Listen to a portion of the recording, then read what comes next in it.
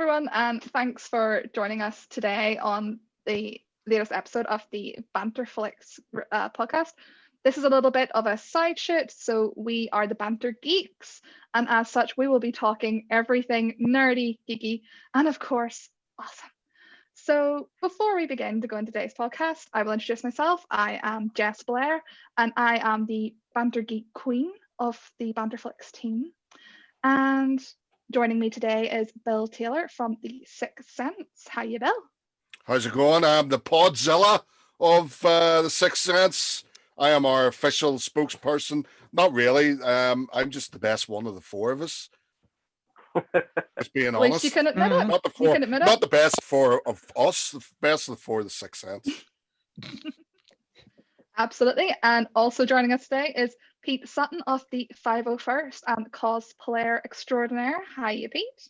Thank you. Extraordinaire. I like the sound of that. I've been called many things in my cosplay carry on, but never extraordinaire. Usually a lot worse by the man below me, your husband, you're going to introduce next. But thank you for that. I'll take that. I like that. Thank you very much. Very much welcome. And as well, do I really need to introduce, as you all know, my lovely husband, Warren Blair, photographer for BanterFlix and general BanterFlix contributor, is with me today cosplaying as the lovely Gimli. I don't care. It's glorious, all right, ciao. It's okay. What's the weather like down there, Warren? Great. Ew. It's less windy than up there. Woohoo! I don't know. Well, I think lockdown is certainly affecting all of us today, now that we're allowed to socialize a little bit online. So we're all here today, of course, to talk about season 2 of The Mandalorian. It started airing there last year on Disney Plus. And I'm not sure about the rest of you guys, but I know me and Warren waited until Christmas Day until all episodes are finished, and we binged it in a single go, and we were not disappointed. So let's all start with the absolute obvious. What did you all think of season 2?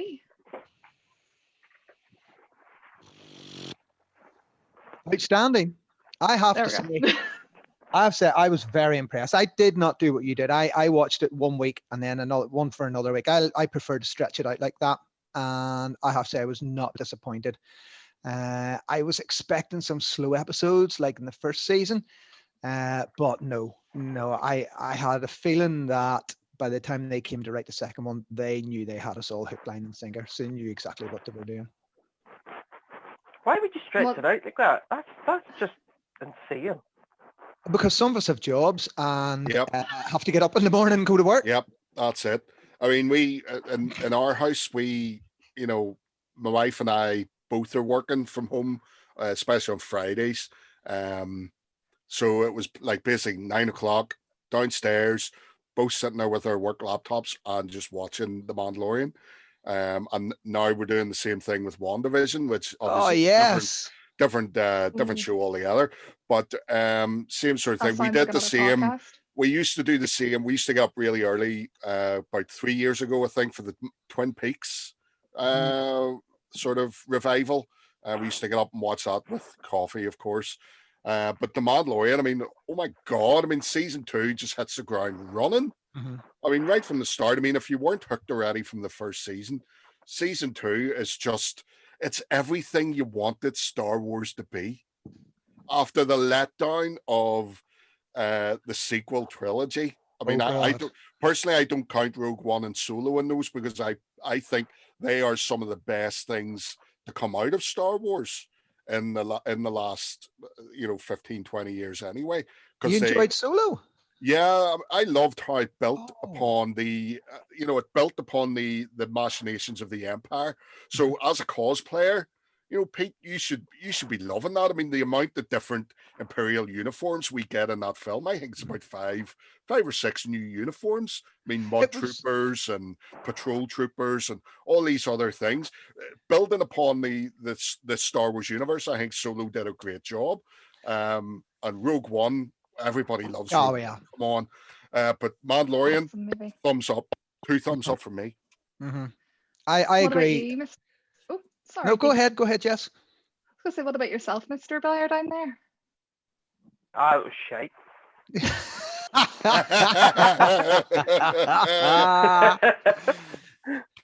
No, absolutely loved it. You know yourself, Jess. I mean, you and me sat and watched it together and just like mouth open the whole time, you know.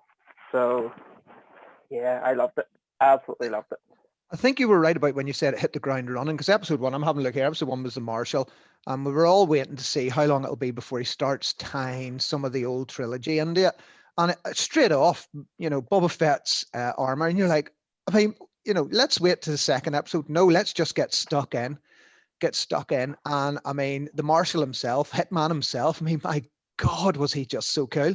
And then we got to see the interaction with the Sand people, which was fantastic, because the fact that in the first season Mando was talking to Sand people and twisted that, because we've always wanted to know a bit more about them, rather than Anakin going buck mad with a lightsaber with mommy issues. I mean, come on now.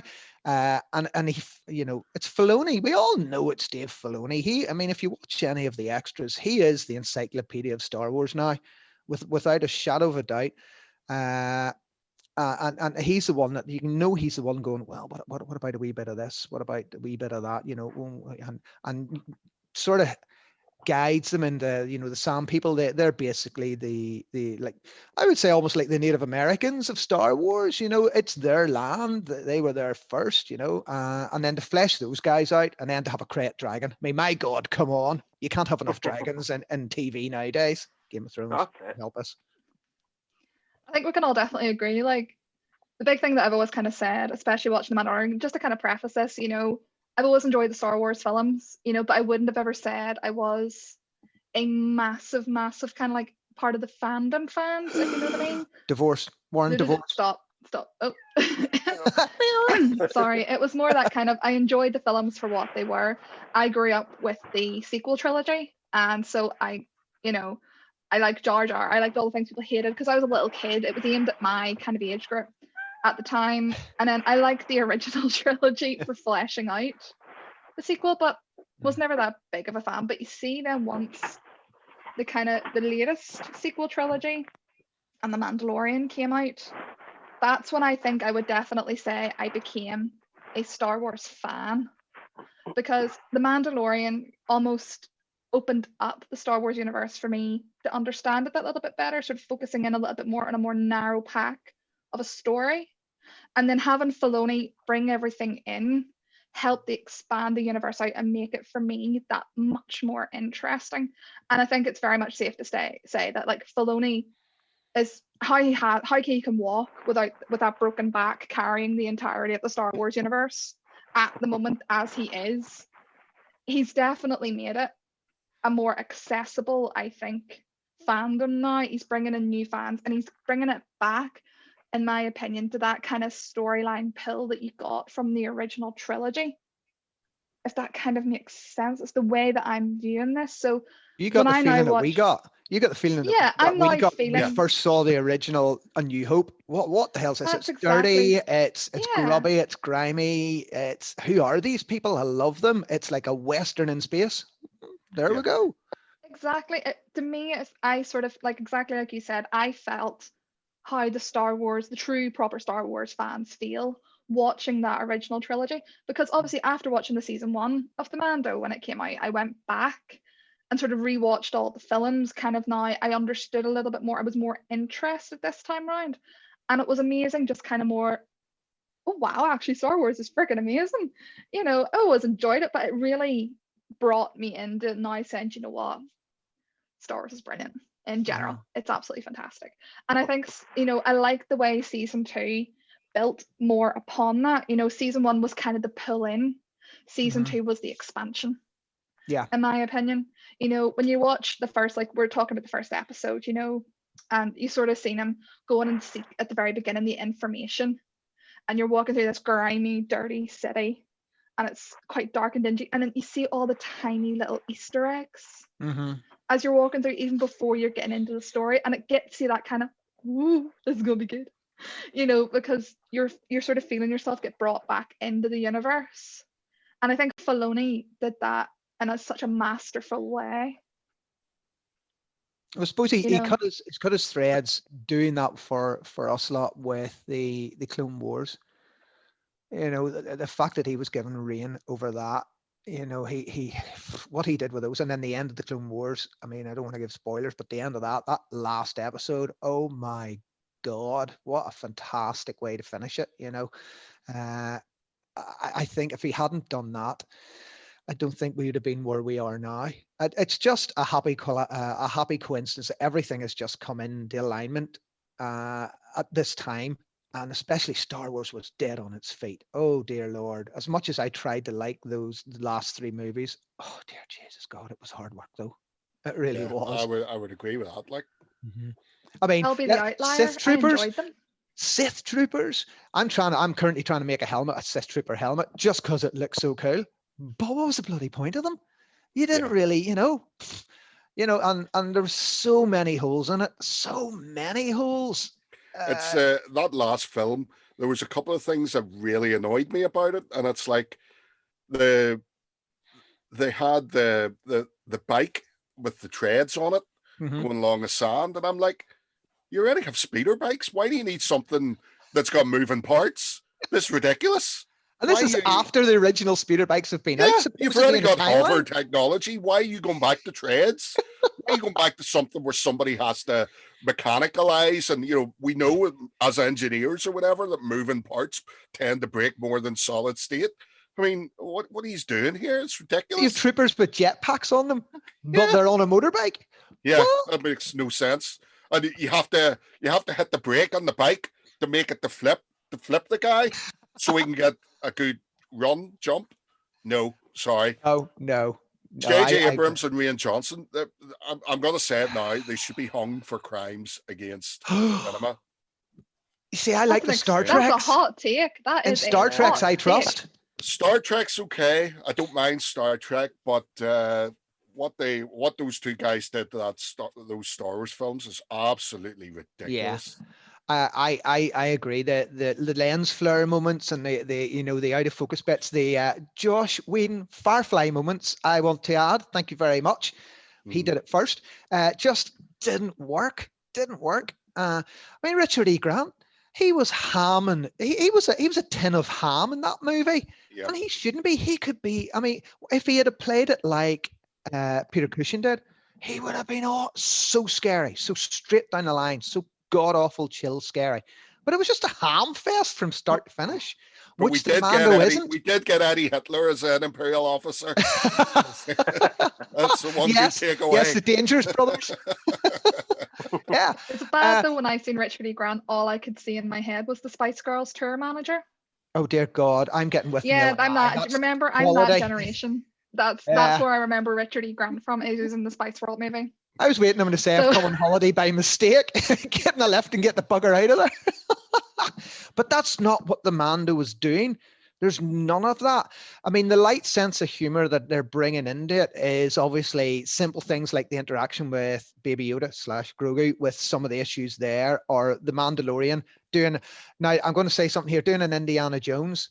He's not great. Sometimes he's just that little bit out of his depth and a little bit crap, which is Indiana Jones, which makes us relate more to the hero, which is what the Mando is. You know, the time when he gets in the I think is it the passenger where they ambush him? It's either the passenger or the marshal, where they ambush him with the rope to get the child, and the little Jawa character runs away with a jetpack. He hits the button, the thing flies up, and he just looks at Baby Yoda, who looks at him, and he just goes like that.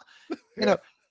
He's not ultra cool, ultra blast him. You know, the wee Jawa got the better of him, but he still, you know, he got away. That's what I like about it. He's just a bit crap at times, which he should be. Well, it's a journey. It's the whole story of the Mandalorian. It's not just a journey to find Baby Yoda. I mean, this is Din Djarin trying to find himself as well, and his people, his cohort or whatever, which he didn't know what he was. Yeah, because he's not a.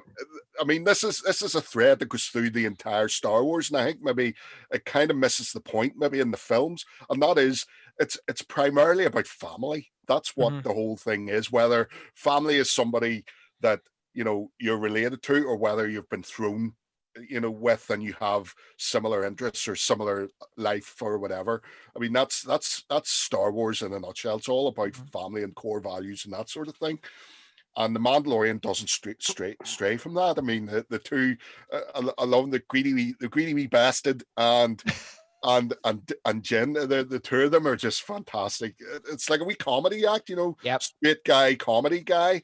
And as a sort of like comedy writer, you see those little wee nuances and stuff, and that's one of the things I do. I agree with you, Pete. The wee comedy aspects. I mean, I laugh my bollocks off whenever the Great Dragon came out and met those fucking sand people, because they were just running. They were just running. It's like, it's pointless. Absolutely. Give them a red shirt. That's what they are. Give them a red shirt. It's like back to Prometheus. Let's run the direction the ship's falling. So brilliant. true. That's comedy, just pure. But there's loads of little bits like that. Mhm. I mean, the Baby Yoda guy, in the air duct trying to fix and get the cables and stuff. He says, "No, don't touch that. Don't touch that." I am Groot. Yeah, it's just beautiful. But that's what was so nice about it. You had those really kind of iconic little comedic moments, but it never felt like it detracted from the overall story. It all felt so natural. It was so easy to get sucked into, like, this is this great adventure of like Din Djarin trying to figure out where he stands as a Mandalorian, because obviously we know from season 1 that he was kind of like a junior Mandalorian. Hadn't got his jetpack yet, and was still kind of getting his sigil and learning the creed. And then we obviously now got Baby Yoda, who needs, Grogu. I'm sorry, Baby Yoda. Baby Yoda. We need to find out where he came from and all the rest of it. But then it's this big saga, but it felt so natural, because you need to remember Din Djarin's not a dad. Din Djarin does not even know what creature Baby Yoda is. How do I raise this thing? How do I help this thing? And it's seeing that little like natural kind of melding into the little family, almost the way that Din Djarin would have been being brought into the creed of the Mandalorian. But he's doing that now with Baby Yoda, and finding almost a bit of humanity, because in season 1 you would have said like Din Djarin, or the Mando, was quite not robotic, but very much, this is the way, this is the creed. I will follow the Mando. And you're starting to see, as it goes through, him softening.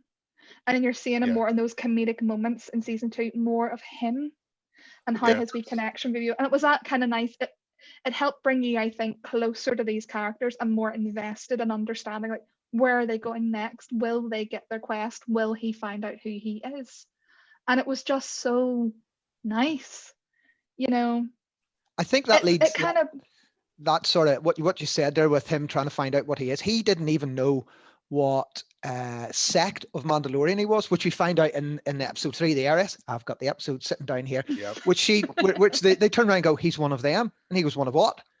So he's literally been brought up since the child that we've seen that was rescued by the Mandalorians in the Clone Wars. He's been brought up in this sect and knows nothing else, nothing about the rest of Mandalorian, only what he's been told, which I'm hoping they're going to expand. Well, I'm imagining they will, because let's face it, in the RS he meets Katie Sackhoff. All hail Katie.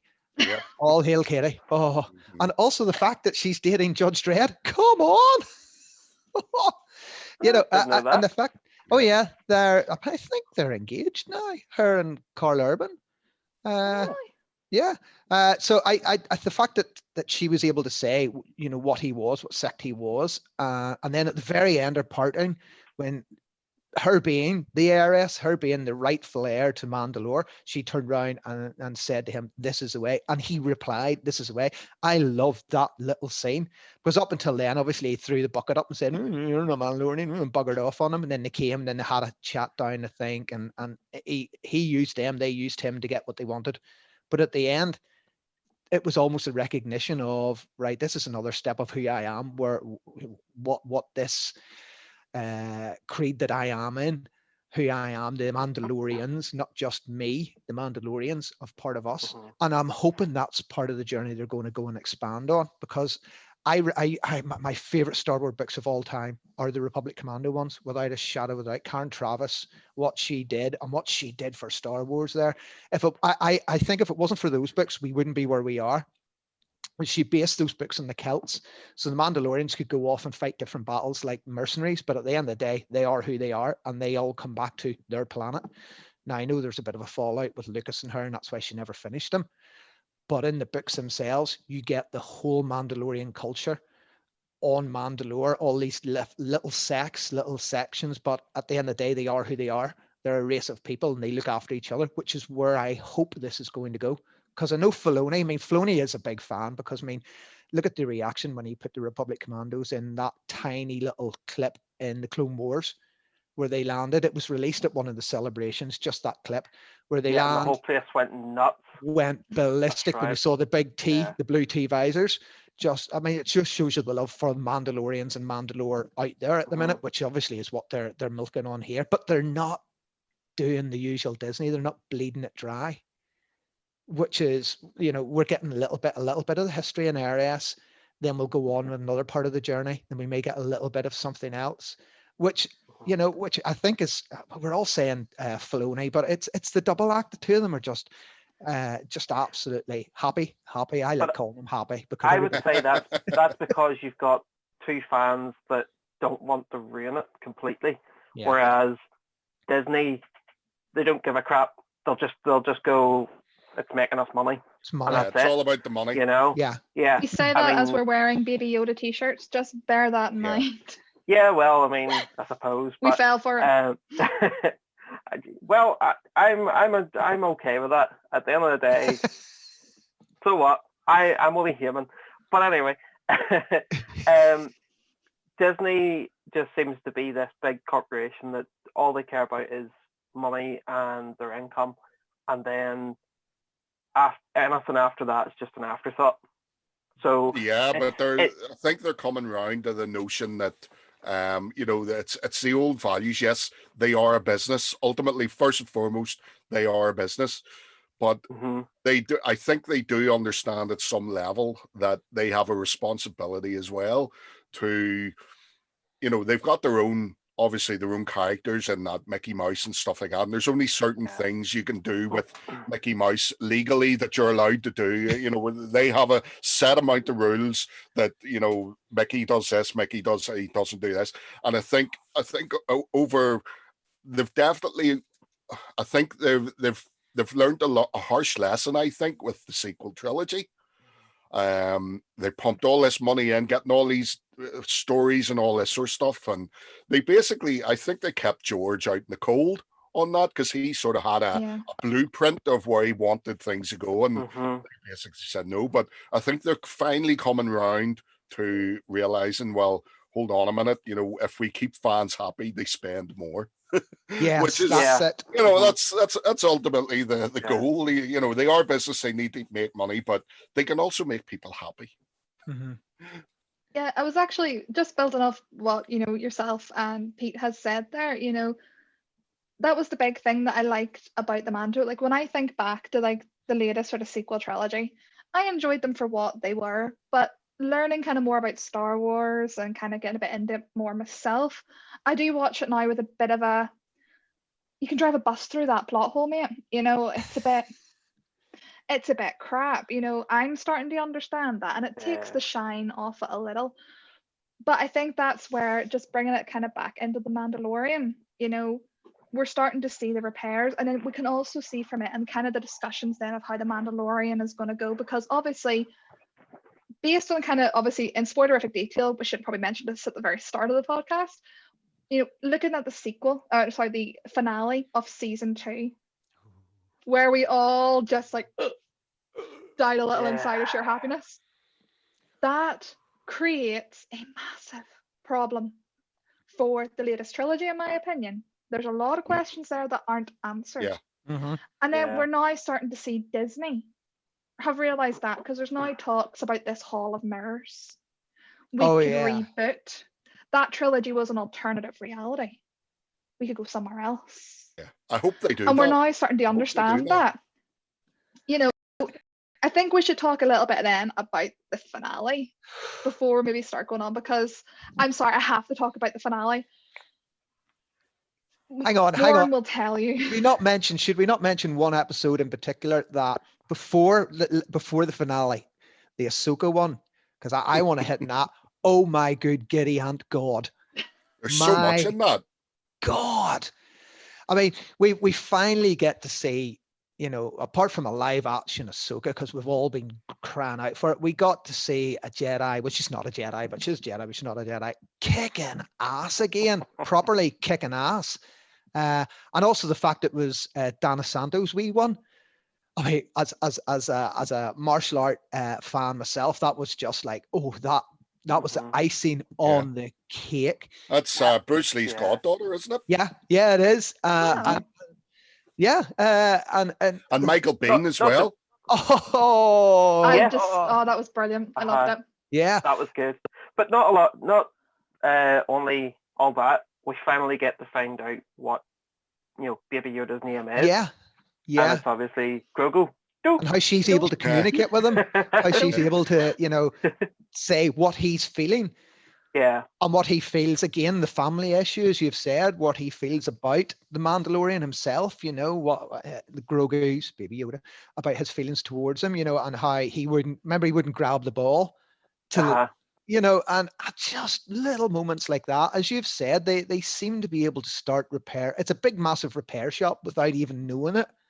It is like watching that BBC show, The Repair Shop. Your heart goes out at the end of it. You're in bits, but right the way through, you're on the edge of seat going, oh, this little box means so much.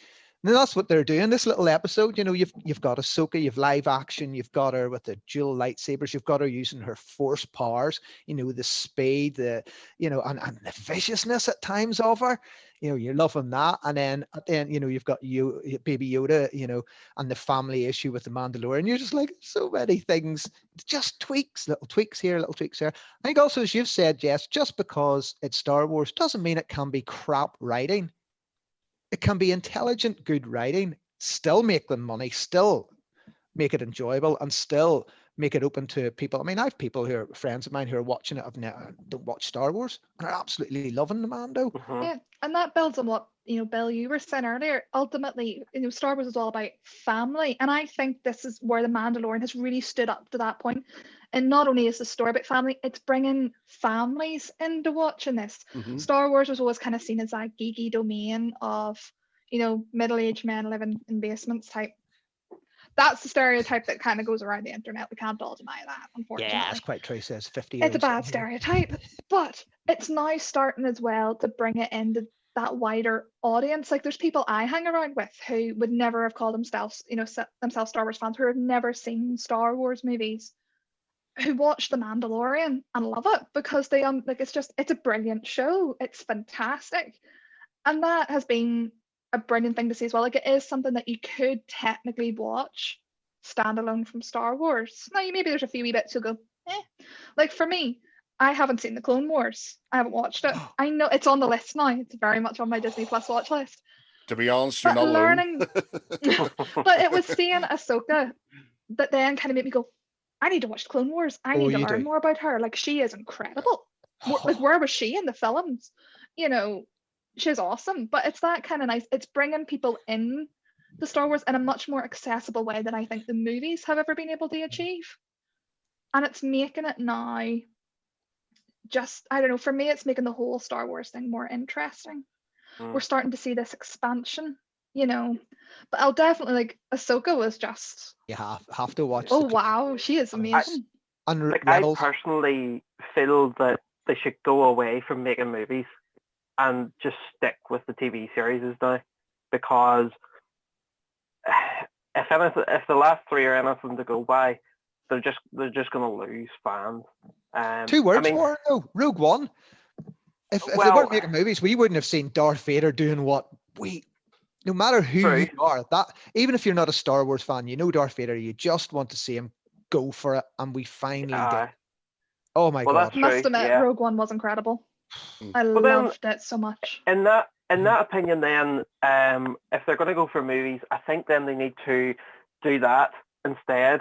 Make it a Star Wars inspired movie. Go down the route of standalone movies like that there, instead of doing a sequel to The Last Jedi and all that sort of things. I think then they need to go down that route and then keep with the TV series, but use people that are fans and are going to do it justice, instead of just bringing people in for the sake of bringing them in because they're a big name and they've done other things that have made money. But that doesn't always mean that this is going to do well. just because they're a big name. I mean, it's like trying to make a movie and you've never seen it before. It's just not going to do well, you know, or you're not a big fan of it, so you don't know those wee intricacies that you need to have, you know. But that's why you have Happy and Dave there. Yeah. To reel it in. I mean, I know she said she's a big fan, Bryce Dallas. I wouldn't imagine she's a big fan of Star Wars, but my God, the 2 episodes she did were fantastic. The first one I thought was a little bit, in season 1, I thought was a bit slow, but then I watched it again and I loved the bits where, you know, that was when the Mando very nearly took the helmet off and decided to settle down. I mean, you were like, I'll give you that. And then the episodes in season 2, you're just like, you know, I wouldn't have said she was a big Star Wars fan, but I think it brings something fresh to the production and the direction of an episode. But as long as again, would she not have had John and Filoni sort of in the background? That's what I'm saying. Yeah, you'd have those guys there going. Yeah. There's always that guiding force. I thought she was. Oh, look at the force here. Because her dad and George Lucas, they go back a long way. Like, they're good friends. Richie Cunningham. Yeah, since American Graffiti, they were good friends. That's right. Jesus. So, you know, I think she did actually grow up with Star Wars.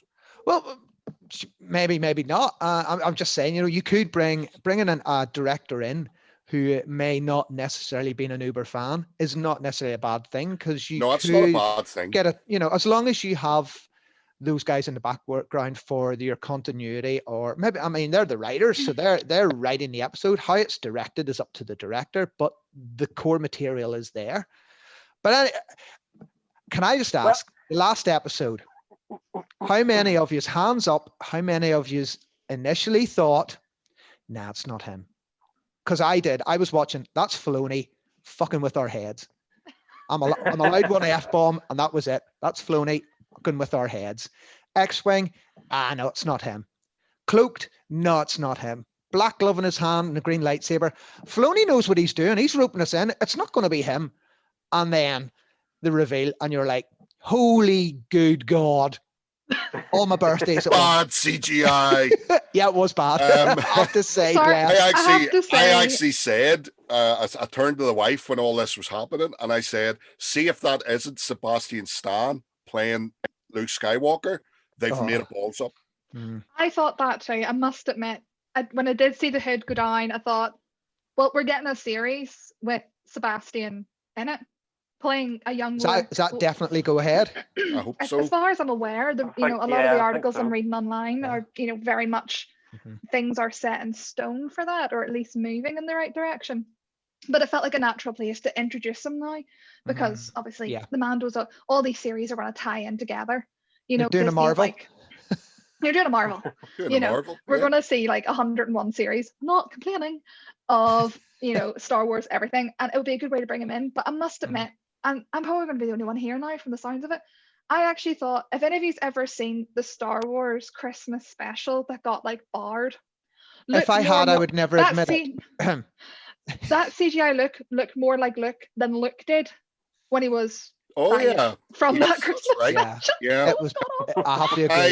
He looked really strange, because that was just after his car accident, wasn't it?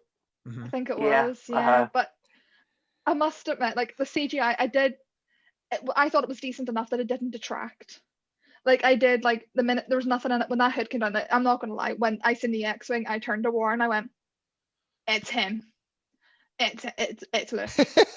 And he just sort of looked at me like, no. Now we're being fished in. And then seen the hand, and it was like, it's Luke. I can see that a mile away. It's Luke.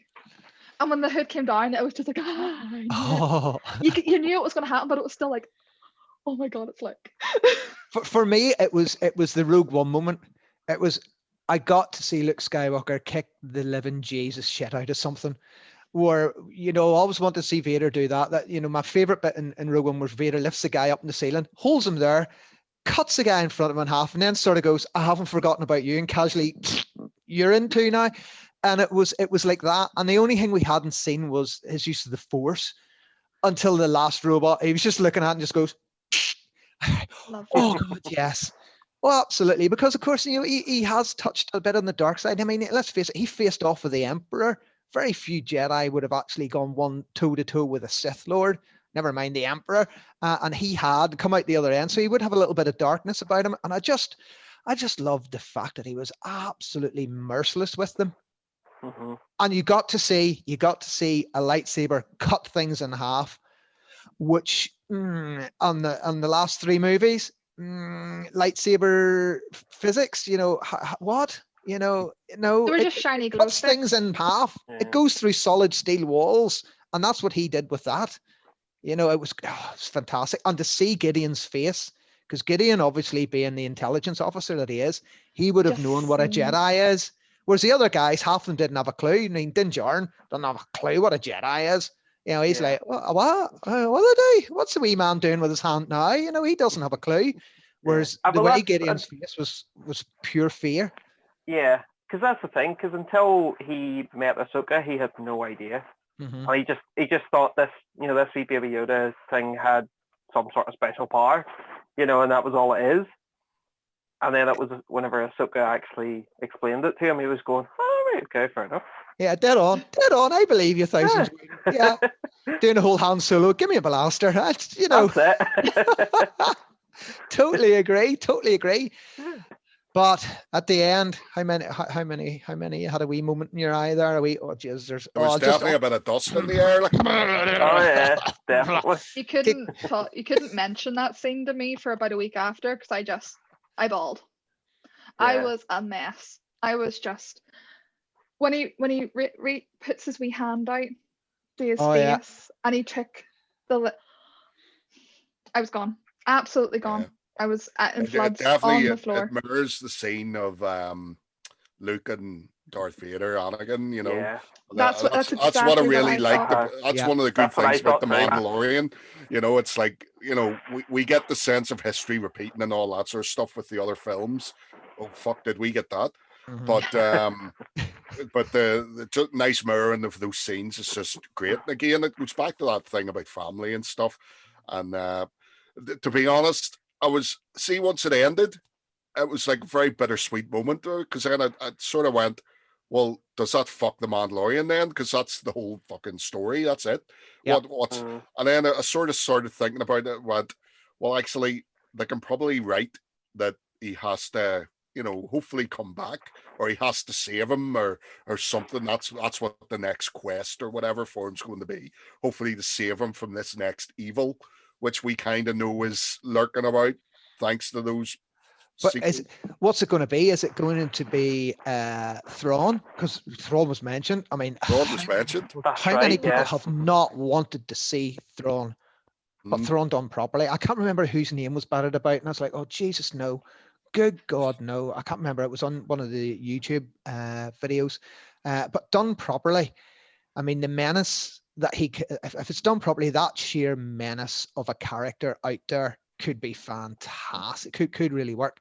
But then I suppose, where do they go? Because it's like Jess has said, you know, Disney are now finding themselves having to backpedal for a bit. You know, now Grogu is with Luke. You know, does that mean he knows who Kylo Ren is? Because Kylo Ren, you know, obviously Luke was there for him growing up, and this is now about the time. You know, maybe, you know, Grogu. We know he's 80 years old, and he's only a wee baby, so he's got to be around when Kylo Ren starts coming up as a kid. You know, so how are they going to do that? You know, and we kind of know. We know that Kylo Ren kills the rest of the students. Mm-hmm. So it's that's like, what scares me. Does he off Baby Yoda? Hopefully not. The Disney would have a riot on their hands. I would show up to the mouse's house. That's it. And just bash down the door and go, who do I need to slap? Burn it down. Burn down Cinderella Mouse Palace. You better watch it. I will be the first to concede the main reason I started watching the Mando was, what is the cute little green thing? Like, he's adorable. He's so what adorable. are they going to do there would be a riot on their hands. There needs to be something. There needs to be something to hook those non-Star Wars fans. As as my friend said, her ovaries practically burst when she first saw Baby Yoda. It's like, oh God almighty. So what are they going to do now? They have those fans who not necessarily Star Wars fans, but like the cute wee green thing. What are they going to do with that? I think there's Hopefully going to they come don't something do. else. I don't want They're them to gonna do have to. Guardians and have a teenage Grogu. Don't do No. that. But I don't think that would work. He's 80 years old and he's still such a child, you know, compared to Like, what even Yoda, when who you was hear 800 like, years old. yeah, when you hear him starting to speak, like when every single time he heard his name Grogu turning, Bado, it's like that baby babble. It was like, It's Minions. my heart, I'm dying. Banana. But like, I'm not gonna lie, as much as I like that finale was incredible, within 30 seconds of that ending though, when we were coming through the credits, like even before we start talking about that after credits scene, which is pretty interesting, the first thing I kind of then almost like stopped crying. I was like cold, like all of a sudden, but Kylo Ren killed everyone. What? Baby Yoda would have been there because Baby Yoda was letting look. What are we going to lose him? What's this? And it's now introduced as a million and one questions, which I know from that post-scenes credit, the way that I think the series is going was like, they're called obviously these chapters, you know, book 1 and book 2 was season 1 and 2, and now we're on book 3, which is going to be Boba Fett. And I think that Din Djarin's going to have almost like that supporting role the way Boba Fett has had. You know, we're not going to lose him. So I think there has to be a bit of a side interest throughout Boba Fett into the monitoring of how Din Djarin is now obviously doing after losing his little son. And then are we going to know more? Because it has opened up this big barrel of questions. You know, it has in a way introduced major plot holes, in my opinion. And that's as someone who, again, as I've repeatedly said, I was never that into Star Wars prior to all this. Like I said, I haven't seen Clone Wars. I haven't read the books. I've read some of the comics, but I don't know the other lore. But even just following that main storyline, I can drive the night bus from Harry Potter through the plot hole that is now available. Yeah. And it doesn't take an idiot to see that. I mean, So how is that going to get answered? This is now interesting. This is the interesting part now, is how in the heck are Disney going to work this one? And how are our favorite duo, Happy and Dave, going to reconcile all this? Like, how is this going to move forward? I think for me, and maybe I'm reading this too much into it, but I mean, if now Baby Yoda is part of a Mandalorian family, the whole family thing. It doesn't matter what race, creed, whatever you are. You are a man. Yeah, you're a Mandalorian, and he is technically now part of Din Djarin's clan. So if he was killed by Kylo Ren, does that not mean the Mandalorians would just go and kill him? Because they would. You know, that's the whole family ethos that they say. You know, that we're being drip fed. We're being drip fed. We don't see the Mandos. Look after each other. We don't see them in we don't see them in that sequel trilogy. So that again is that bit of they've skipped a step here. Yeah, but I think also there's a bit of Happy and Dave slapping. I get the feeling they're doing a slap in the face of Disney, and they're showing that there's definitely a want for the inclusion of the original trilogy's characters or the original trilogy ethos in the new episodes and new movies. I mean, we all know that the Galaxy's Edge resort was initially going to be based in a trilogy until Kathleen Kennedy said, and it is out there saying that she was the one that said, no, we have to base it on the new movies because that's where the future is. That's where the future money will come from, rather than a bunch of middle-aged men throwing their money at it. We need kids involved. And I can understand why she did it, but it just didn't work. And then that last episode where everybody screamed out, it's Luke. You know, I think that was those guys going, you know what? We have great foundations to build off. Why try and build off new foundations when you know, if the original quality is there, you don't need to go straight too far. I think, you know, I think they've been doing that, which is where we're going to start branching out with the Mandalorian, hopefully in season 3, and the offshoots, because we're bound to see more of Bo-Katan. We've got to see more of that. Like that's the next interesting question. You know, Din Djarin is now technically the holder of the Darksaber. Exactly. Yeah. That's a hell of a where are they going to plot go point there? to end on, as you know, because we've now got a separate clan of Mando pretty pissed at him because, excuse me, love, I'm the rightful heir. Mm-hmm. That's my saber. That's been my whole quest this whole season, is I need that dark saber. And now I don't have it. And it's a bit like, again, I'm going to go back to Harry Potter. It's a bit like the Elder Wand. That's It exactly has what to I be was gained talking through about. combat. And I'm not Yeah. gonna lie, the minute it happens, they took that from Harry Potter. That's Yeah. Harry Potter. That's how you get the Elder Wand. You have to win know, it. You can't but it's- get given it. You can't hand it over. And again, I like that little thing of, again, going back to, like, you know, Dingerin doesn't understand fully everything about the Mandalorian or all these Wasn't a other creeds, clue. because he was just like, well, here, just take it. Yeah, You and know? you just can't do that. Exactly. Can't do that. But again, Yeah. that's another kind of, they've left so much of the Mando himself open. Mm-hmm. Mm-hmm. But it looks like we're going to move away from that with book 3, which will be season 3 of Boba Fett. Or at least The book- that's my yeah. understanding of these seasons. I It's, don't know. I mean, I don't first think of all, it's can a I just say, separate altogether Tamura, show. Tamura, oh my God. Oh, absolutely. That was my geek moment. That was my geek moment, seeing him in the armor that he should have at some, it's like Tom Welling never got to wear the Superman suit, and that's wrong. Smallville, he never got to wear the Superman suit, and Tamura got to put on the proper armor. Now, I didn't like the way he done the new paint job, because I was a bit, didn't like it. But you know, it needed great, was something. it? Said.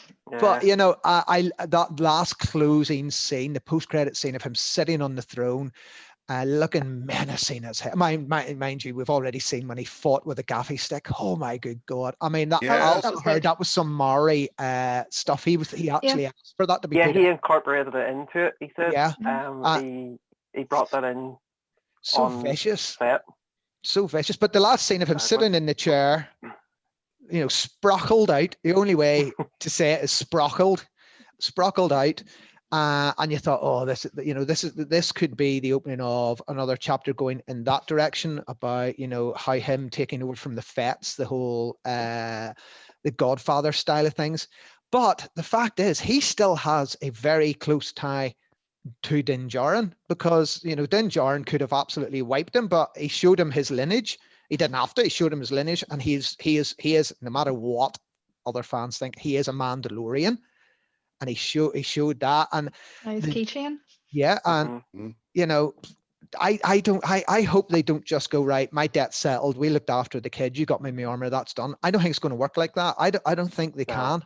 It's like Din Djarin looking after Bo-Katan. I've done my deal, thank you very much, I'm pissing off now. That's not going to happen.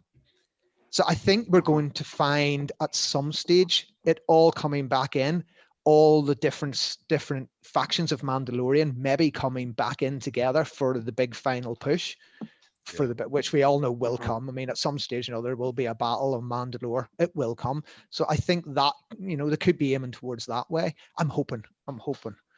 God knows. It would make sense to go that way. You know, the season kind of, the way it ended, almost, you know, alludes to all of that. You know, the fact that we're starting, you know, season 2 seemed to have a lot of heavy emphasis on these other factions of Mandalore, a bit more of the history of the Mandalorian, because I must admit, the big question I had going into season 2, again, wasn't a massive Star Wars fan. What was the fascination with Boba Fett? You've seen him all of half an hour, probably max, in all those films. I don't get it. He's cool. Badass. Yeah. Cool. But you know, bugger all about him. Like, I mean, he told Darth Vader to get stuffed. He did. Fair play. I'll give him that. But you knew nothing about him. You don't need to know anything about him. You just look at him and go, he's freaking cool. Yeah. I said that about the porgs. As a They kid, were adorable, I think fluffy, that's and the cute. thing. It's I never more had a go at me. I remember Less is from more. a kid. I had the big 12-inch figure of him when I was a kid. I don't have it now, but you know, it was the guy with the jetpack, the rocket launcher hand thing. I mean, that's, as a kid in the 80s, that was, you know, that was fantastic. I mean, you grew up, everything you had in the 80s was all about weapons, because you had the likes of A-Team and all this sort of stuff. And it's just, you had this guy, green armor, just we planet on his chest, we insignia, the backpack. You look through the back of his head and stuff, the viewfinder, just little things like that, and it stuck with me. Were you old enough to remember when David Prowse and Jeremy Bulloch came over to the old Co-op building in Belfast, Empire was only just out, and David came over as a Green Cross Code man, and then came out as Vader, and Jeremy came out in the Boba Fett costume. I remember my gran took me to see them. The queue was right round the block. Now, for those uninitiated, the old co-op building is now student building. It's down where the art college is, and it was right round the block. And I do not know how my grandmother blagged in, but she blagged her way in, and I can remember standing there, and David came out in Vader. And I must have been lucky enough to be just over his kneecap height. And I just looked up and kept looking and looking and looking. And it was like, oh my good God, what is that? And then Jeremy came out. And Jeremy, it's just something. There was just something. I didn't know anything about that character, but that was just so much cooler. Absolutely, head and shoulders. As you've said, he was tooled up to the nines. He had a knife in his shin. He had this massive gun. He had rockets on his wrist. Knees can shoot rockets. Like, come on. I know. Yeah, and exactly. Vader has a lightsaber and can choke people. Fair enough, that's good and well. He'll just shoot you, and that just blew me away. And since then, I think the whole less is more ethos could not be painted in a better light than Boba Fett as an example in movies. Just show, don't tell. And that was it. Yeah. We show you him. We don't tell you anything about him. Just show you him. There you go. And that's you, hook, line, and sinker. And I think that's where the mysterious side of things come from. Now, I know they opened his character up in the movies, and I don't mind. Daniel is brilliant as baby Fett. And I love that. I love the fact that he's a clone, but he's not a clone, but he is a clone. But he ages naturally. At first I was, do I want to know a bit more about him? And then I was like, yeah, bloody do.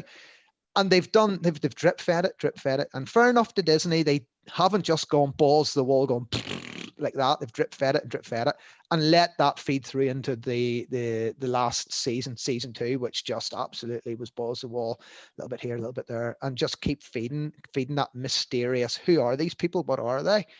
And I think it's left us with more questions than answers. We still don't know how he got out of the Sarlacc. That was my first question was, how? Yeah. I think, is it the books Dengar rescues him, but Dengar rescues him from the desert, not from the pit. Not from the pit. And again, are the books even being counted after the whole Disney cult of expanded universe? Yeah. But didn't they turn around and go, yeah, the expanded universe is non-canon? And then somebody sort of went to the mouse, by the way, they're worth a lot of money. Oh shit, yeah, well, some of them will be canon. Oh, money, you say? Money? Oh, there's money to be made. Admiral Thrawn, Grand Admiral, sorry, I don't want to demote him there, Grand Admiral. Yeah, and I like the fact that they did initially say, no, it's not canon. And now they are starting, it is canon. It's out of a shadow of a doubt. They're starting to feed it in. The books are starting to come in to where we've always wanted to see them. The one guys and girls that have read the books, there's just such a wealth of material out there for them to get stuck into, which is where I think they're going to go with the new TV series, with the new movies. They say, if it's not broken, why try and fix it? Yeah. It's a bit remiss. It would be remiss to not sort of speak, especially now we're kind of going into this kind of line now of we're learning about Boba. We lost Jeremy Bulloch not that long ago now. Lovely guy. Lovely guy. Lovely man. I met him at one of the Comic Cons in Belfast, and he was such a delight. And then I met him at Garrison events. Oh, Warren, do you remember Dublin? Oh yeah. Do you remember him? Do you remember him and his missus and wee Kenny and his missus? Yes. That was what did you call Tarful? What was the guy that played Tarful? The big basketball player. Oh, he was hilarious. But he was nuts. I got drunk. He was absolutely nuts. I remember I got drunk with Kenny Baker and Jeremy Bulloch, and Kenny was blootered. Kenny was holding a pint, obviously Kenny. And the stories his missus, because she was his manager before she came to missus, and the dirty stories, you were like, oh my God, I don't want to hear these. And just Jeremy especially was an absolute gent, 100%. Him and his missus, and he'd be sorely missed, an absolute gent from top to bottom. The two of them would have stood and talked to you for hours on end. Didn't matter where they had to be or what they were doing, they would have both sat there and talked away to you. And you can also tell at the time when you were talking to him that the fame hadn't gone to his head either. No. You know? No. Well, See, I mean, I loved David. We have to mention David Prowse. I love David. A lot of people didn't like him and thought he was a bit hard to get along. But I had a friend of mine who was in the RAF and he was stationed in Newquay down in Cornwall. And when you go down to that part of the world, they have a certain sense of humor, which sarcasm would not be the word of it. Dry as oil boke and sarcastic to the back teeth and back again. And that was David. And once you realize that that's who he is, that's where he's from, that's what his sense of humor is like. I loved him. You know, I didn't mind. I mean, obviously when we were in the EG, we would got a certain amount of gratuity. We'd have got free signatures and things, and David made us pay for them. And I didn't mind that, because then you got to realize these guys didn't have a pension fund as actors. It's not like now where you would have to set up a private pension fund. Back then they didn't even think about that. This was the only way they would make their income. Although he did have a problem with sitting and counting his money in front of people, you know, like out there he's going.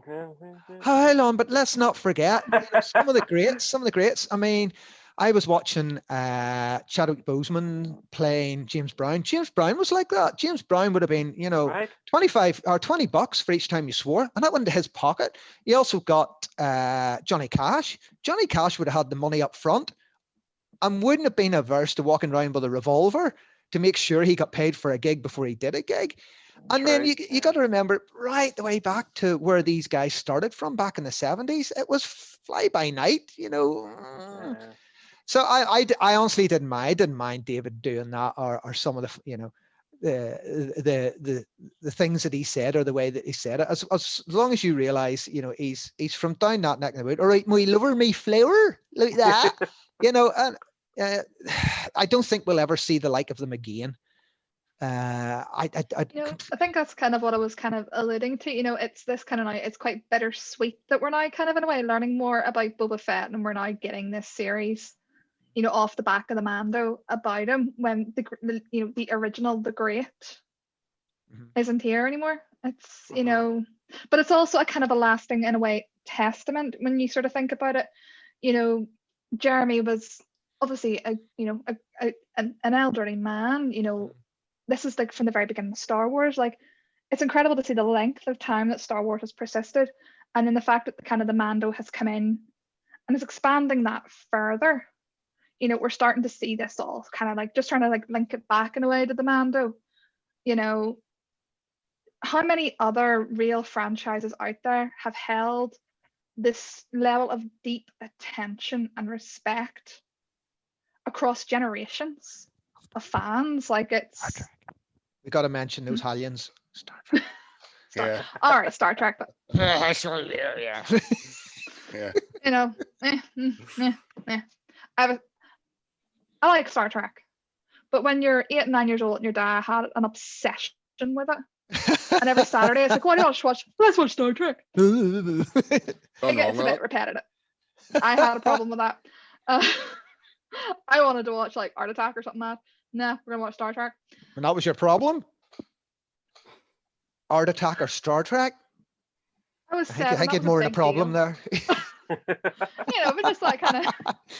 But no, like, you know, when you look at like Star Wars and the way it's going, and like, if I take it from my kind of point of view of, I wasn't that big fan. I have friends now who never watched the movies, are now coming in off the back of the Mando.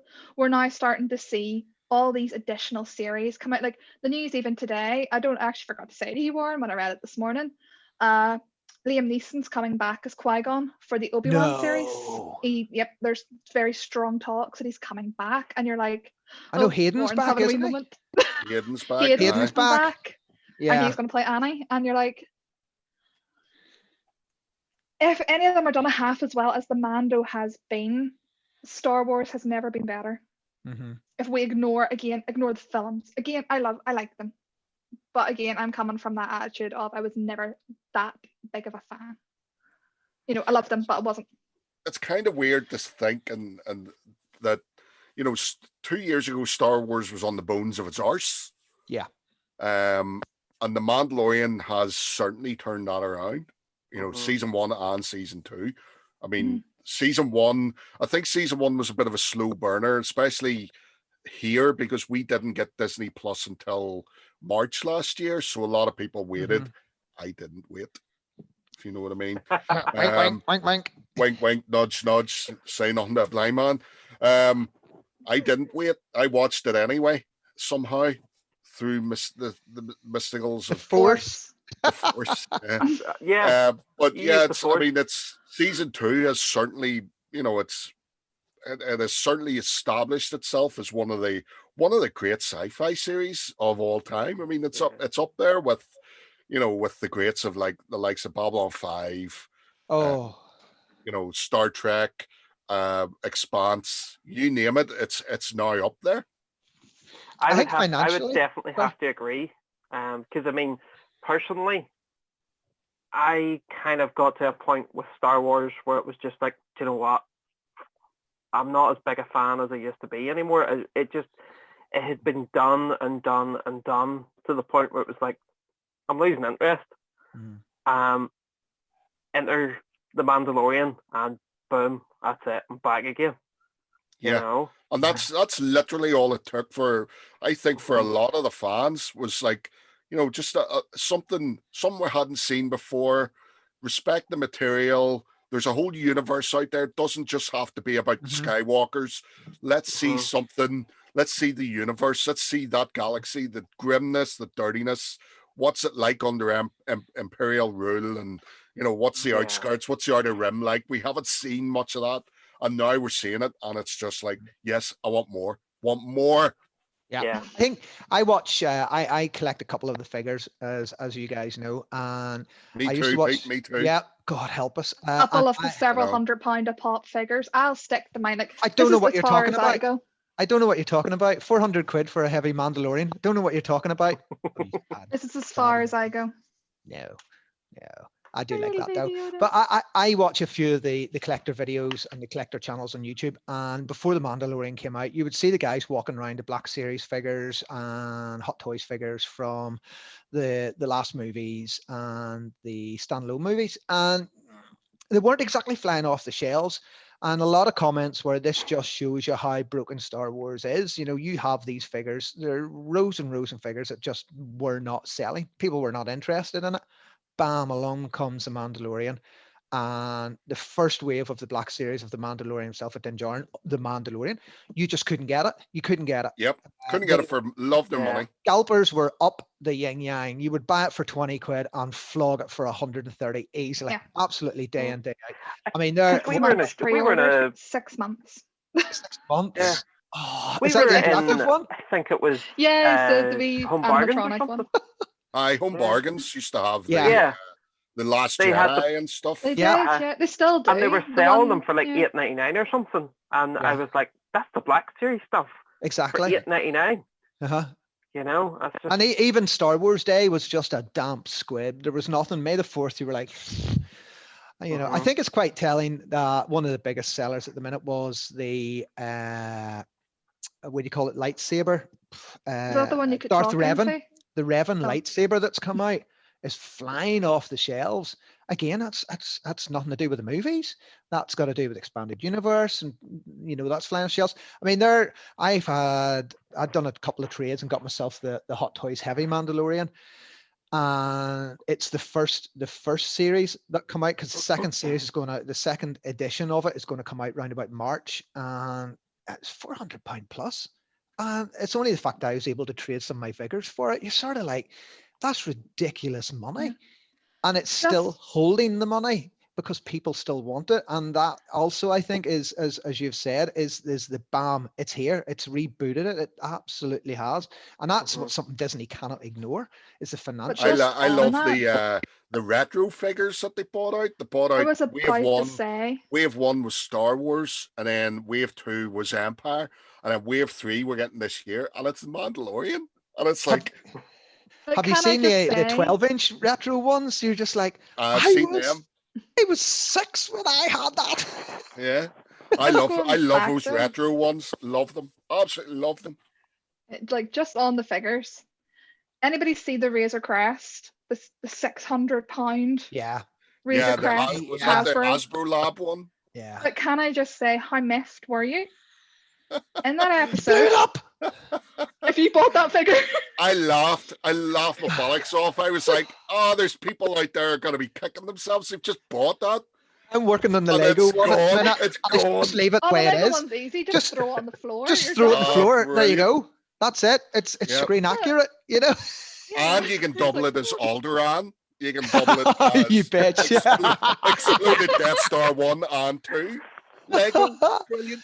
Oh, you know, but that was again another iconic moment in the series. You know, like what part of like the Mando season 2 was the bit that like if somebody like you're talking about it to somebody and it just brought up and what's the first thing about that season comes to your head? Like what was that big key Bill Burr. moment? Bill Burr back again as Miggs Mayfeld. Fantastic. Love the man. Love the man's comedy. Seen him live a couple of times. Watched all his stuff. Listened to his podcast. The man is an absolute comedy genius. And the fact that he's in Star Wars and he's slagged off Star Wars fans. And it's just, I can't wait. I really can't wait for an action figure of that. I really can't.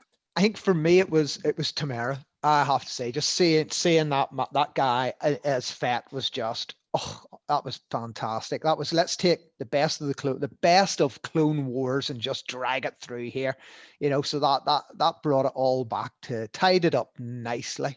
And the fact that he kicked the living shit out of those stormtroopers with a gaffy stick. I mean, ooh, how dangerous can a big stick with a pointy end be? Well, I'm just about to show you. Yeah. Let's not hold back on the cracking of the skull sounds either. Thank you very much for that, Happy. That's exactly what I needed to hear. What about you, Warren? What was the standout moment for you? I kind of have two, and it's a toss up between Ahsoka and Luke. Mm-hmm. You know, it's Ahsoka because she was one of the main big characters in the Clone Wars and everything. And I really like who they picked to play her as well. So that was really cool. But the whole Luke moment just got me. Big hug. And R2, don't forget R2 was R2. there. Oh my God! How did we forget R2. that? And seeing R2 again, looking shiny. Yeah, exactly. For once. And him and Baby Yoda have a wee moment. Oh, it's like, So the Ahsoka moment. I like this. The other reason I liked the Ahsoka moment was it was strong female character without being let's pander because we need a strong female character in this franchise now. No, you don't. You've always had strong leads. I mean, the strongest character of the original trilogy, without a doubt, was Carrie Fisher. I mean, Princess Leia was head and shoulders above all the blokes. She was kicking ass right from the start of that. Like, if everybody hadn't listened to her half the time from the beginning, they wouldn't have been in half the mess they were. You're going to do an Indiana Jones, aren't you? The Big Bang Theory Indiana Jones. If he hadn't got involved, it would have still worked out all right. You know? A little bit. I'm not gonna go there. That's right, But you're right. I mean, if they'd listened to her from the bloody start, but then you know she was a leader. She was born to be a leader. That's what she was. You know, and to Ahsoka to have Ahsoka's character come in it and literally, I mean, she had the Mandalorian square up, and she had him. She could have taken him out anytime she wanted, but she didn't. She didn't. And then to see her fighting and then to see what do you call her out of Shield? Oh, the actress. I know here on about the names. Yes. Oh, Ming-Na Wen, is that? Yeah. Who's like 92 and looking gorgeous. Yeah. Her character there. Oh my God, an Imperial sniper. Outstanding. And then teaming up with the Fett. Come on.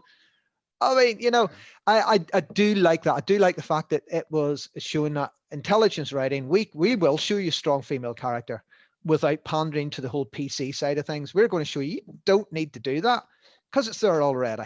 And that's the way writing a movie should be at the minute. It should be straight along the board. Let's write it for the sake of writing it. And if it's good writing, then it will look after itself, which is what this season has done without a shadow of a doubt. And, you know, long may it continue. I think also I would I just want to mention the quality that they've had of the supporting cast. You know, some really big names in there right from the start. I mean, Timothy Olyphant sitting in there as Cobb Vanth, and then, you know, obviously the return of Cardoon and Grief Karga and all that sort of stuff. But then you had Richard Brake, who was the Night King from Game of Thrones. He was the Imperial officer that Miggs shoots in the cantina, in the Imperial cantina. Apollo Creed. Apollo Creed again, yeah. I mean, it's the, you know, Titus, what do you call it? Titus Wellington or whatever. He was the Imperial officer that killed himself on the ship. Katie Sackhoff we've mentioned, Michael Biehn we've mentioned. I mean, these are all sort of like almost sci-fi. You know, these are sci-fi icons in their own right, and they're there now in Star Wars, enriching our universe. That's it. It's like Star Wars is cool again, even for Hollywood. It's like, no, I want to be in Star Wars. You can wear a Star Wars t-shirt and not look like a doofus. Yeah. Listen, Warren. Yeah, respect. So where to say? What do you think, Jess? Oof. What was your standout moments? There were so many. I think that's the really difficult thing. But I think in this season, it would definitely have to be, in a way, the kind of personality we're now finally starting to see of little Grogu. He was this cute little helpless creature in season 1. In season 2, he's a wee git. Eating the eggs. I'm gonna wipe out an entire species here for a snack. Greedy wee bastard. Yeah. Stealing our kids' macarons. That's not on. And boking them all up. That's beautiful. It was those little moments, because there was so much of the season you were on the edge of your seat. There was so much imminent danger. There was so much stress in such a good way, as odd as that sounds. You know, the stories were holding you, and it was those little moments of little baby Yoda that just kind of helped bring it all kind of back down again, that little bit of humanity in it, in a way. And just I think that one episode would be, and almost a standout for me, is that episode of getting the frog lady back to Fantastic. her husband, like having the rebels, or you know, like the their names I'm completely, you know, the two X-wing Filoni pilots, that's Filoni. Filoni coming in. And like, you're normally, you know, like, I know for me, I'd be on the side of the Jedi and the light and all that, but the two of them I wanted to slap, like, you bureaucratic arseholes, just let the man go. Yeah. You know, and just that spider thing. Total shout out to like the likes of, again, sci-fi classics, The Thing and Alien. You know, that's exactly. I got such Alien vibes off that, and it brought me back in a little way to Harry Potter Aragog. Oh god! It was just, because Aragog hasn't done much since then, has he? Now. No, he hasn't. He's been a really down and out actor, so it's kind of nice to see him being brought back. You have to get something, like, you know. And that, I mean, if there was an episode to slap the family side of things in your face, it's the end of that bit where little Grogu is reaching out because he wants the little tadpole thing, you know, and he's learned about family by that stage. Yeah. But just that episode just kind of summed up so much in like a single way, and you know, for me, and it was just such a nice episode that it just stands out, the comedy of it, the kind of loveliness of it, the danger. It just sort of, in a way, put the entirety of what the Mando is in a 45-minute bracket. And that was a standout episode to me, not given the iconic standout of that finale. Yeah. You know, so I think, and again, like, I think there's very little dialogue in that episode as well, because the you know, the fish lady, she can't speak galactic English or until she whatever. takes over that IG unit. Yeah. I died. That was brilliant. Fantastic. You're gonna get me there, or I'm gonna go mad. You know, she's just hard. I loved her. She was such, like, again, that's what's been so good about the Mando. It's all these little silly side bits that you love. That could have been cheesy. Like, the end where she runs and hugs her husband could have been so cheesy, but it wasn't. It was so beautiful. It really wasn't. And again, it was done without too much CGI. They kept there were people in suits. Yeah, that's what we love about Baby Yoda. You know, the fact that he's an animatronic little creature, and I think this season they got him down so much better. He looked so much more realistic, and so much his movements were so much more natural. You felt so much more connected to him this season because he was more like a little Like baby. Yoda, He had his like wee Yoda. personality, a wee baby Yoda. Exactly. You know, he was just so lovable. My I just favorite. loved the expansion this season. It was so well developed. I think it ties in with my favorite moment in all Star Wars, without a shadow of a doubt, is the bit where Yoda stops being that comic character, and then you see him just, you know, beating R2-D2 up, and then he just takes a sigh and then starts talking to everyone, and that's when you're like, holy shit.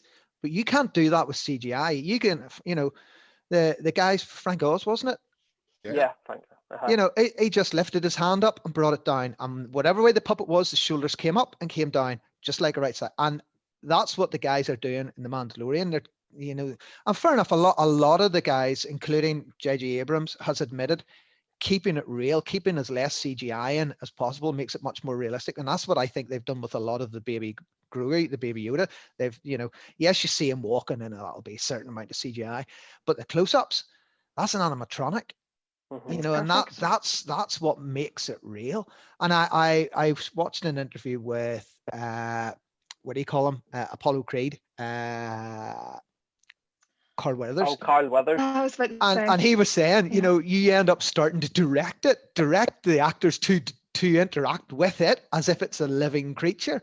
And that's what the Muppets did.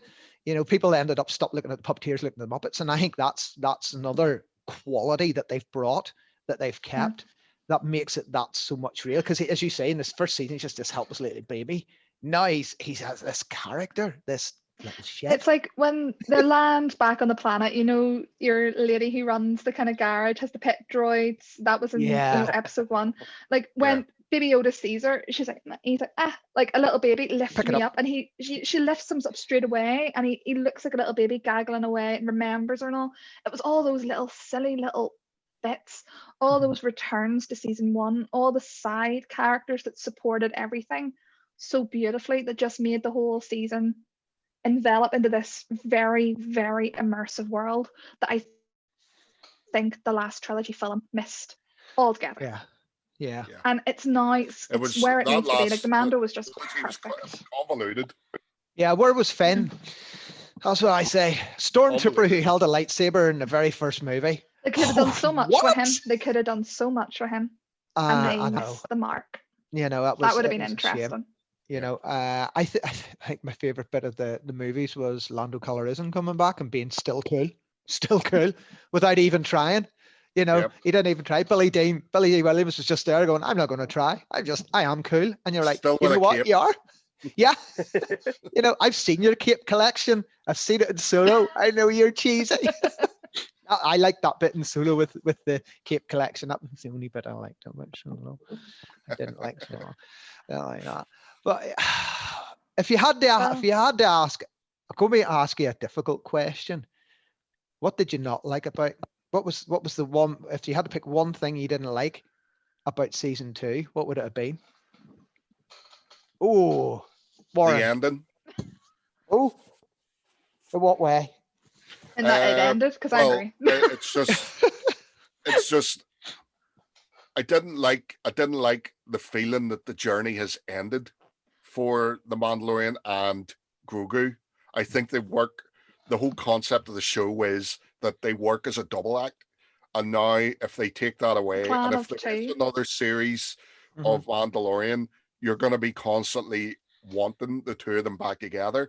And I thought that, yes, okay, it sort of falls, it falls like a lot of the other Westerns do. You know, it's like that Shane moment, you know, Shane years, Shane goes and never to be seen again, and the wee fella's shouting for him, and it's kind of like, it's a play on that. And I hope to God that's not where it ends. I hope that there's like, I hope that the whole thing is that Grogu and Jin have to be together. That's them for life, bonded, father, lone son, wolf and cub sort of thing. Whatever. Yeah. I hope that that's the way that it has to go. And I hope that it comes full circle again like that. I would pay money That's the only to bit I can see. like. Yeah, I pay money to see little baby Yoda in a tiny Mando armor. Yeah. I would pay serious money. I've seen a lot of Mando the armor art or people Serious have Jedi done. money. robes? Jedi Yeah. robes or Mando armor? Mando Yeah. armor. Or any Mando day. armor with robes over the top of it? Because Yep. I was just why about not? to say, why not both? Yeah, Yep. both. Oh, I would The cry. books have Yeah. both. The books Yep. have the both. What about I you, think Warren? that What was could your be worst where it's bit? going, like. Honestly, I don't know off the top of my head, but I agree with what Bill said, and also earlier on what he said as well about how they didn't use Sebastian as Luke. Mm-hmm. You know, as Jess mentioned earlier on, they're going to have Luke later on, and Sebastian's going to play him. So why not have Sebastian play him at the end of this? Mm-hmm. And it would sort of, yes, the CGI and everything, it kind of, to me, it felt as if it pandered a wee bit too much to us, the older generation. Yeah. So I'm but I liked it as well because I kind of went, yeah, that's the look that I know. But you have to think about it rationally and go, well, they're going to use Sebastian as Luke from here on, so why not have Sebastian make this his big, big moment, his big reveal sort of time, It would have been a perfect opportunity to tie it all together. Yeah, exactly. So that would have been, that's the two of them coming together, and that would have been his big reveal as, yeah, I'm the new guy in town. I'm going to be Luke from here on, What about you, Jess? You had to pick just. It's kind of hard Mm-hmm. to say in a way because it did feel like season 1. It was very well planned out. It was all beautifully put together. It all flowed well. It brought in what it needed to without being over the top. I didn't feel it pandered too much. It stuck true to its story without trying to go out of its way to please Star Wars fans. It is what it is. But I think in a way, I would kind of have to agree with Bill and Warren. I loved that finale, but I don't like this feeling of they're not just going to leave it there, are they? It feels like we're only just getting somewhere in a way. It feels like we're only now starting to see that clan of 2 forming. That was the big thing with the sigil, that he was given. And it just sort of feels like there's a plot point here they're missing. Yeah. They can't be separated. It's the whole point of the creed of the Mando. This is the way, and that is their way. They are the clan of 2. And I don't really like this separation. We obviously don't know where this is going. We could see maybe in the Book of Fett or whatever, there could maybe be another side thing. You never know. If they do kind of stick with the Kylo Ren side, maybe Baby Yoda did go back to Mando to become a Mandalorian, leave his Jedi sort of past behind. But until I have that answer, that's the only bit I don't like. It just sort of feels like I need to know. Yeah. And it's a horrible thing. Almost like it's almost like an Empire that Strikes Back moment, isn't it? It's not like this is how people would have felt at the end of Empire Strikes Back. A miffed. So it's like, oh well, hopefully everything will be all right then. I love that. Yeah. I'd have to agree with you. It's the only thing that didn't quite sit right on my shoulders was the ending. Going, what are they going to do now? Because that's the family broken up. Yeah. You kind of knew it was coming. You kind of knew, obviously, his job was to get him to more of his kind. But as you said, as the armor said, that's your clan now. You're a clan of 2. So, if he's a clan of 2, he's a clan of 1 now. Even though you knew it was coming, but I don't know. In Filoni, I have faith. That's all I can That's the only thing that's keeping me happy in a way with that finale is going, trust in the plan. Yeah. This is the way. This is the way. And Filoni, he has spoken. He has spoken. There is no. I don't think they're going to steer us wrong. No, they're definitely not. But I'm still. I need to know. it's the first time in a very long time with a show where it has just been like, I need to know. It's going to be 2 years till you find out now, isn't it? I know. Yep. Because you're going to have FET first. And in fact, I think they've started FET, haven't they? And as soon as FET's finished, they're going to go on to the Mandalorian. It's going to be a while till we know. Get the books And that's the only Start thing reading the that books. throws me. There's no Baby Yoda in the books. Don't need it. You've Republic Commandos. Read that. I'll watch Read the Rebels Republic. and I'll watch Clone Wars. Oh, you'll not be disappointed. You really won't be disappointed. And I defy you not to have a box of tissues beside you at the very, very end of Clone Wars. The very last episode, it's like, well, I'm going to make a cup of tea, something in my eye. Terrible. Oh, wee man. There's my wee cat, excuse me. Well, that has been a heck of a kind of rambling, twisting tale through the Mando, Star Wars, the universe as is for Star Wars. Because you can't really talk about the Mandalorian without starting to bring in everything else. You know, it was so well kind of integrated into everything. It's almost impossible to talk about it on its own in a way, you know. But I think we've kind of covered it quite well. So I think the very last thing to do before we wrap up is the kind of final question. What do you think is next? We've kind of touched on it probably a little bit, but what in your gut do you think is next? You don't see a cat bum. Sorry, cat bum was next. Here you go, wee man. What do you think is next now for Ginger and Baby Yoda? I think they're going to come together again somehow. I think they know, the directors and writers know this is the way this works. This is the way. And somehow they'll come together again. And he's up again. Good God. There you go. Go and sit in your pillow. Come on. Excuse. Oh, man. I think they're going to... I heard talk that Ahsoka's going to get her own series. Yeah. That was announced. Yep. I hope they keep big that. announcement they did at the start of the year, the shareholder meeting. I hope they sort of keep that tied in, but I can see the Mandalorian and Mandalore story continuing. I think that's going to go. I think that's where he's going to go.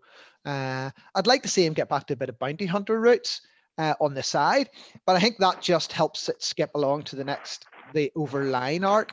And I think it's going to be Bo-Katan and the Mandalorian side. I think that's where it's going to go. Yeah, I'm bringing. It's definitely set up for a big fight there. For the, the whole dark saber thing has definitely introduced us to a bit of infighting. So I think he's going to be involved in that at some point. But yeah, we do need the greedy one back. Like, definitely need him back. Yeah. Warren? No. Yeah, I think, I don't know. I think they're going to have to bring Baby Yoda back. I think it's something that definitely is bringing the new generation into it.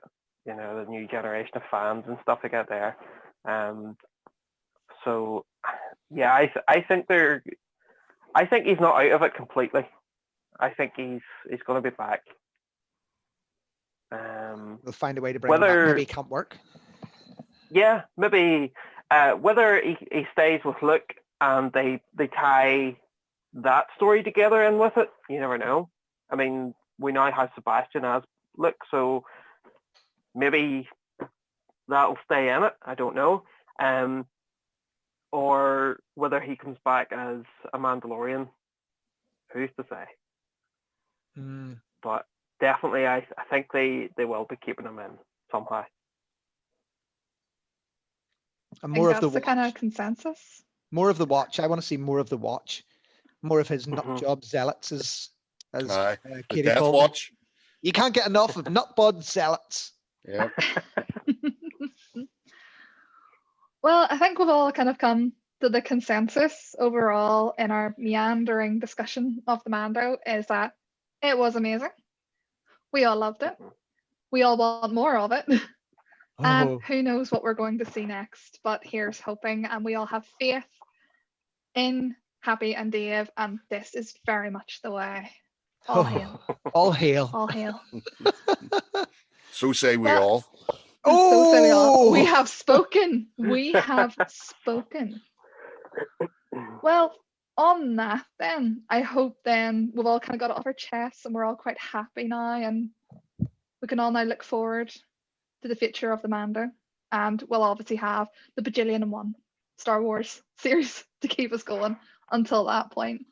So I would just like to say thank you very much, everybody, for coming on this lovely little discussion with me today, and a massive thank you, Jim, for letting me have my little geek out sessions on the side for the BanterFlix team. So without further ado, thank you very much, Bill, for your time. No problem. Thank you. And thank you very much, Pete. Thank you very much, Jess. And thank you very much, husband in the other room. I'm just here anyway. You had no option.